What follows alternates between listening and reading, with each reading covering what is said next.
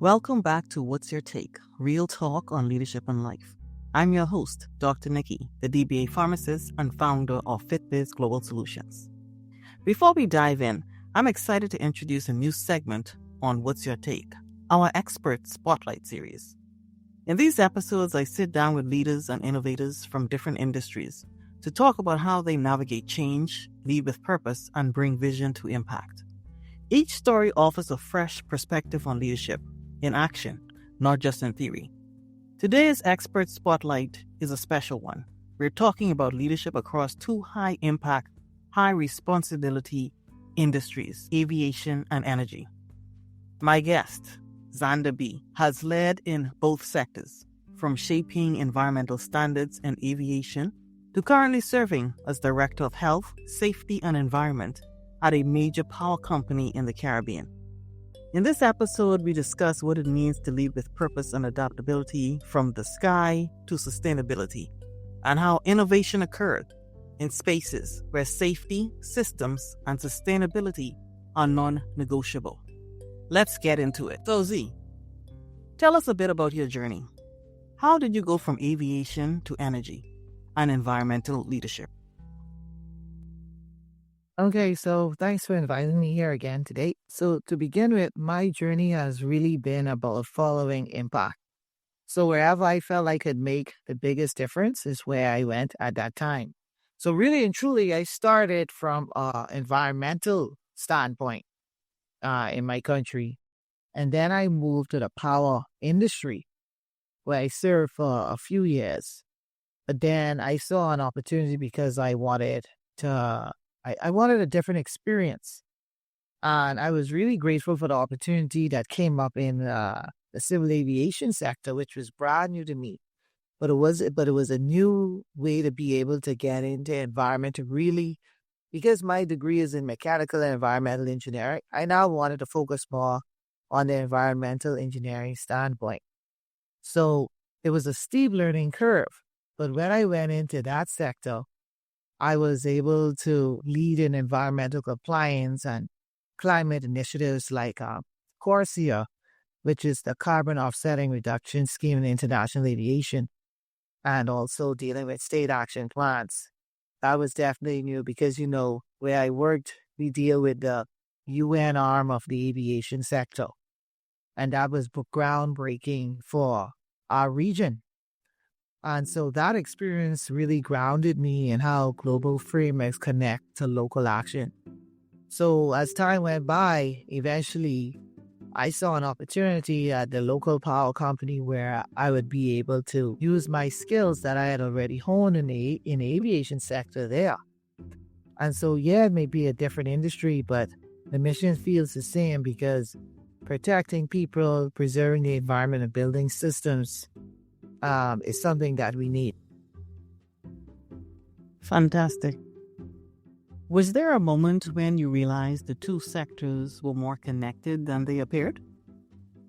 Yeah, absolutely. I think that really came when I was developing the emission strategy for civil aviation. I saw clearly that aviation's sustainability goals didn't exist in isolation. They depended on cleaner energy system. So whether it was aviation fuel, airport infrastructure, or grid reliability, energy is the common thread, especially when you're dealing with emissions factors, right? You want to provide reliable power to the aviation sector. Like when the jet bridge down, right, when I went to some countries or some training, we couldn't actually get out the plane because the jet bridge couldn't connect to the exit door, right? So seeing that connection really pushed me to bridge both worlds and to help build a more integrated approach to national sustainability. And then also in my present job now, safety is key. Aviation is the safest mode of transportation. We knock on wood with that, but it really is. But safety is everything. And in my present role, safety is key. What's important is, you want to go to work every day, but a main goal is to ensure that employees go back home to their families that they work so hard for. Very good. That's a very good overview.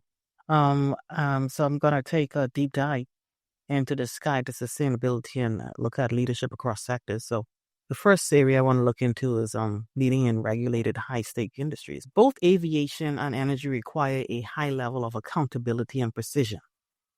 What's it like to lead in those environments? Ah, man, I actually enjoy both, it's demanding but deeply rewarding. Um, Both sectors operate with zero margin for error cultures. Safety, compliance, and accountability are non-negotiable. So leading in that space means creating clarity, consistency, and calm even under pressure, which I enjoy. I enjoy the dynamic work environment which I presently work in. You also have to ensure people feel empowered to speak up, to act safely, and to understand the why behind every regulation. A lot of times you would find, unfortunately, that things are missed because people are afraid to speak up. That's why it's important for anonymous reporting when it comes to safety issues, because people don't want blowback. They don't want to be victimized because they saw an infraction and wanted to report about it, which unfortunately does happen in some instances, because safety is a culture. It has to become a culture, and people have to feel like they won't be attacked or ostracized because of it. So I thoroughly enjoy leading in both sectors. Um, you know, yeah, I really enjoy it. So, how do you encourage innovation in industries that move cautiously due to safety and regulatory pressures? Okay, so I encourage that by framing innovation as a risk management. In regulated environments, innovation doesn't mean breaking the rules. Rather, it means finding smarter, safer, and more efficient ways to achieve the same objectives. So I encourage pilot programs, small wins, and cross-functional collaboration. So once people see that innovation can coexist with compliance, the fear starts to fade. So a lot of times you have to determine which one are your high risk, your medium risk, and your low risk. And some things may be high risk, but you want to get an immediate reward. And you know why? Because when employees actually see that they're achieving a goal, they want to work more towards it. So you have your small wins for that, and that helps to build morale amongst employees. Okay, well, let's look at some transferable skills and leadership lessons. What leadership principles have you carried over from one sector to another? Okay, so I guess in regard, especially I was more in a leadership role coming from aviation to the energy sector. I would say like three things. So it's systems thinking, empathy, and communication is number one for me, right? So aviation taught me to think in layers: safety, security, environment, human factors, everything connects. Energy expanded that thinking to infrastructure and resilience. Empathy is what ties it all together. Because when people feel seen and valued, performance and accountability naturally follow. It's interesting you just say that about communication and empathy because although we're talking about aviation sector and energy sector, these principles became very obvious when I did my own research with healthcare and information technology, whereby communication and empathy were also leadership lessons that led to successful implementation. So I want to ask you, are there any surprises, something you didn't expect to be relevant in both industries? So, definitely the human factor. Human factor is everything, right? So, whether you're dealing with an aviation internal stakeholder, be it a pilot, an environmental officer, or an air traffic controller, or a power plant operator, or a station diesel mechanic mate, or whatever, people respond the same way to leadership that's transparent, consistent, and fair. Culture makes or breaks performance in both industries. So people need to be open, to your policies and your procedures. Otherwise, they won't perform. They won't feel like they are part of the success of that organization or the sector. It's interesting you should say that, because organizational culture is very important to pretty much change any type of mindset of your employees, which I want to delve into this next area of sustainability mindset. From your view, what does true sustainability look like in practice beyond the buzzwords? Okay, I love sustainability. It's about balance, environmental, social, and economic. True sustainability is when decisions made today don't limit the choices of future generations. That's a little like paraphrasing the Blue Plan Commission definition of sustainable development. You know, it's not just about technology, it's about culture, ethics, and accountability. For me, however, sustainability looks like a company where safety, wellness, and environmental performance are seen as part of the same value system. Like I say, safety is a culture, sustainability is also a culture. So, how do you balance your short term needs with long term environmental responsibility and leadership? Oh, well, that's always a challenge because, when it comes to the environment, if people can't see it, they can't perceive it. You don't see it until really and truly with environmental things, you don't really see it until much later, until unfortunately, it could be a bit too damaging or I don't want to say too late. I call environmental mitigation is more like a slow moving cruise ship. You can't just turn a cruise ship around. It takes time, right? So like I said, that's always a challenge. But in my regard, I focus on building practical steps into the strategy, such as measurable milestones that align with long-term goals. For example, even if full renewable transition isn't immediate, we can start with energy efficiency conservation, training, better waste management, for example, but it's about progress over perfection. Okay. Let's look at overcoming resistance and driving change. Can you share a time when you led through resistance, maybe from a system or stakeholder who was hesitant?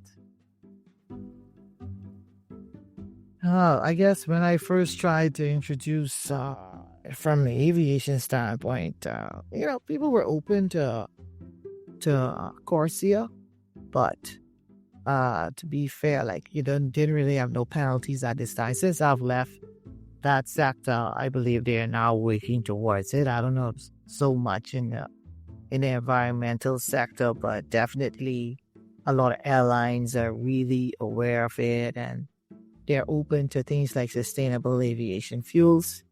And people see how it could benefit their organization in the long run, from whether it's subsidies or lower taxes from purchasing fuel. So yeah, irony is when it comes to things like environment from that standpoint, people are actually quite open. And even with safety, people think people in our region in the Caribbean aren't really aware of it. But we are very in tune to all of these things and we want what's best for the organization. And people realize that safety and environment would ensure job longevity or sustainability. A lot of times people don't realize that if they don't diversify the sector and do capacity building, that these jobs won't be protected in the future. So the resistance was initial, but it waned over time because unfortunately so many things have happened in recent years that actually show that we need to be more climate resilient. Okay. What helped you to stay focused and keep your team moving forward? Altruism. I'm altruistic. I have purpose. I don't believe we need to everybody's emotional, but it's about getting the job done. It's about what's for the future. It's for the generations that I will never meet, who will never know my name. My thing is I want to build a sector focused on health, safety, and the environment. I want it to expand where when I leave this sector, I'll see other young people being hired, being innovative, being able to build businesses because of what me and my other colleagues who were pioneers and those before me did. It's about protecting lives and livelihoods. It's about staying grounded in that purpose, which helps me to navigate that resistance with patience and conviction. Yeah, that sounds really great. And very inspirational. I just want to go and look at a few reflections. So, one leadership lesson you wish you had earlier in your career. One leadership lesson. Yeah, I wish I knew that perfection is in progress. You don't have to be perfect, just need to, keep moving forward. You don't have to be flawless. Leadership is about learning, adapting, and improving in real time. Yeah, I feel I could have saved a lot of time if I had known that. Yeah, it's about strategy. Those things right there. And is there a habit or tool or mindset that keeps you grounded? Yeah, I used to do it way more. I need to start again, but it's prayer and mindfulness. I love mindfulness. Definitely mindfulness. Even taking a few moments, like even 5 minutes of guided meditation every day, just to calm your nerve and to center on source, God, so on, the Almighty. It's important for me. It reminds me that leadership is a service and not status. It's a gift to be given the opportunity by God to lead people, to be entrusted with the future of someone. Yeah, that's what's important to me. That's very true. Unfortunately, not all people are leaders. And you have to value when you get a good leader, And that's very important points that you mentioned about staying grounded. Because you yourself have realized that it's a gift and your strength cometh from the Lord. So a lot of people that. A pastor said one time, I won't call his name, maybe controversial, but he did say, he said that a blessing before its time is a curse. Mm-hmm. And he said that's what happens to a lot of leaders. They got I agree. that leadership role before it, but they were ready. Not that they weren't good to do it. They weren't ready. Yeah, I agree with you. So what gives you hope about the future of sustainability in the region or globally? I'm really encouraged by the next generation of younger people. In a recent meeting, I was called middle-aged, which was a shock. I was like, oh my God, I'm middle-aged now. Well, it is what it is. Who do they call middle age these days? Well, Up call, like a real wake-up call, but I see young people in my region and the Caribbean, and they're already doing it, honestly. They are leading climate conversations with creativity and courage. They throw caution to the wind. Like they have that zeal, that gusto, they have it. So that, and I just sit back and I smile. I'm like, wow, are they like doing things that I don't even remember doing when I was their age, And, that gives me real hope. That really makes me proud to know that, it means the torch is being passed to capable hands. Like, I'm not even worried. Like, this generation, be it Gen Z or I think it's Gen Alpha, like, they have what it takes, man. And I have said it for years, the younger millennials, because I end up on the end. The younger millennials, I think they have it. They are very focused. People think they're not focused, but they know what they want. They know what they're not going to tolerate. Oh, that's good. And I think what we see as what's the word? Stickability. They see it as abuse. And they strive to do better. People may think they're flighty, but they're not. They just know that I don't want to go through what my parents went through or my grandparents went through. I want to do better. And I believe that sustainability, health, safety, and environment, I think is safe in their hands. I believe they're going to make it happen. Yeah, and it's important for the generation before, those who will be left to lead, have hope and belief in those generations, because if you don't, then that means you don't think they're worth anything. Yeah. That's very important, to believe in the future generation. You will not be here forever. That's already etched in stone. That's the reality. That's what it is. You have to let go. and let others lead. That's very important as a leader as well. Oftentimes you see people, they don't let others lead. You must know how to pass the baton. That is what leads to the success of relays. We all watch sports. Well, You need to know how to pass the baton. well, if I may just say this to add, that's how I see every position I take.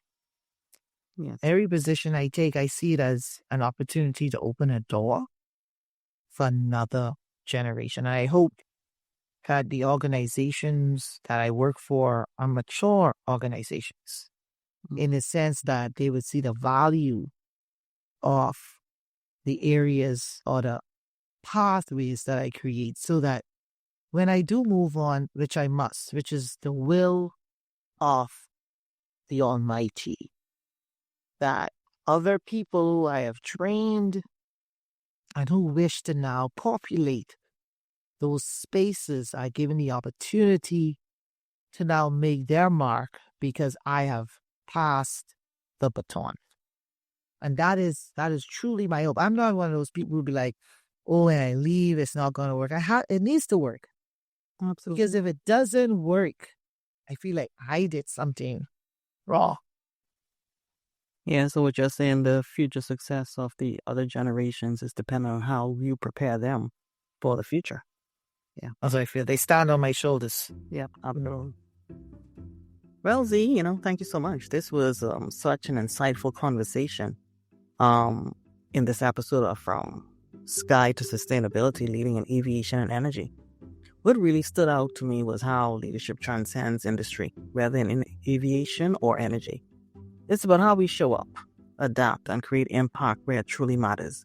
Zanda's journey reminds us that purpose-driven leadership can thrive anywhere when it's rooted in integrity, innovation, and care for people and the planet. Now, you can connect with Zanda or Z on Facebook at E2 Solutions. And if this episode inspired you, share it with someone who's leading change in their own space, or tag me with your favorite takeaway.